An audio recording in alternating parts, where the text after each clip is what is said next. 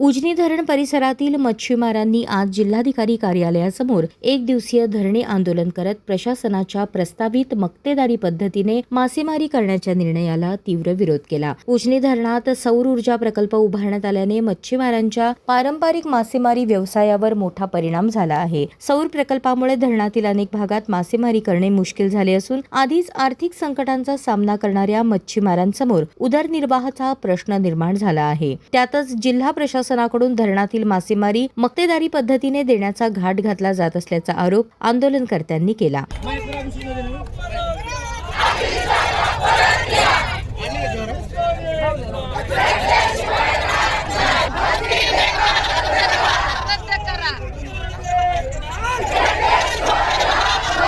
या निर्णयामुळे स्थानिक मच्छीमारांचा पारंपरिक व्यवसाय आणि रोजगार हिरावला जाण्याची भीती त्यांनी व्यक्त केली। उजनी धरणावर हा सौर ऊर्जा प्रकल्प जलसंपदा विभागाने राबवलेला आहे 14,976 कोटीचा।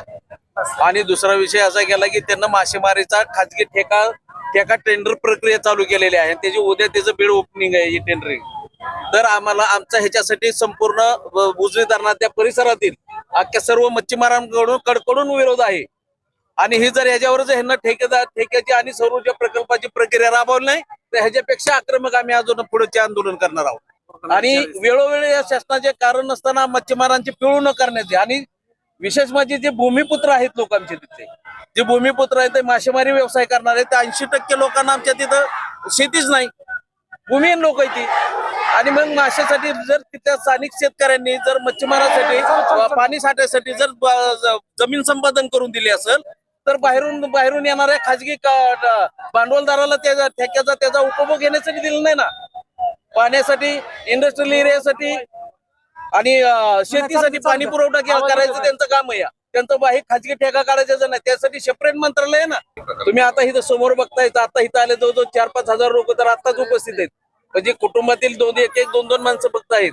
ज्या वेळेस आक्रमक परिस्थिती तयार होईल त्यावेळेस जलसंपदा खात्याला दार लावून बसावं लागेल। यांना जर ही आता प्रक्रिया रद्द नाही केली तर वहिनींना भेटायला मी मुंबईला जाऊन त्याचा पाठपुरावा करणार आहे। मच्छीमारांना त्यांच्या हक्काचा व्यवसाय करण्याची संधी द्यावी, सौर ऊर्जा प्रकल्पामुळे निर्माण झालेल्या अडचणी दूर कराव्यात आणि मक्तेदारी पद्धतीने मासेमारी देण्याचा निर्णय घेऊ नये अशी मागणी आंदोलकांनी केली। हे उजनी धरण झाल्यापासून जवळजवळ 30 वर्ष उजनीमध्ये मच्छीबीज नव्हतं। आमच्या पारंपरिक मच्छीमारांवर उपासमारींची वेळ आली होती आणि अशी असताना आदरणीय अजितदादांच्या हे लक्षात आलं आणि आदरणीय अजितदादांनी पुणे जिल्हा डीपीटीसीतून जिल्हा नियोजन समितीमधून जवळजवळ गेले 3 वर्ष झालं प्रत्येक वर्षी 2 कोटी मच्छीबीज हे उजनीमध्ये सोडत आहेत। आता कुठं आमच्या मच्छीमारावर चांगले दिवस येत आहेत।